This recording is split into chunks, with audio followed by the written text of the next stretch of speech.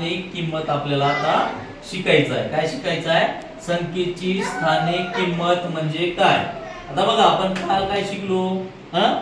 एकक आणि दशक हे शिकलोय.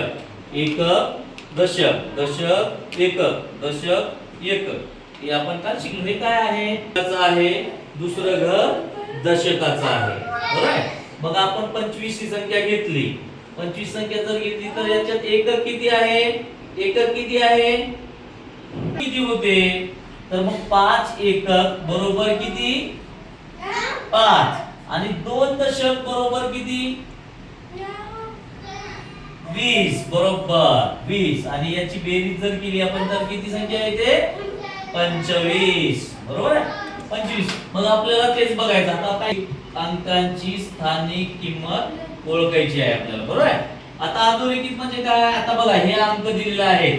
हे वेगवेगळे अंक आहेत. त्याच्या खाली मी काय केलेलं आहे? बघा एक रेषा मारलेली आहे. मग ती रेषा काय आहे? बरोबर आहे. या संख्येची आता बघा इथं मी किती संख्या आहे? ही किती आहे? 18. 18 बरोबर. 18 ची वर 18 मध्ये मग 1 ची स्थानिक किंमत किती? बघा 18 मध्ये बघा 18 ही संख्या आहे. याच्यामध्ये 1 ची स्थानिक किंमत म्हणजे त्याच्या घराची किंमत किती आहे? 1 याची स्थानिक किंमत किती?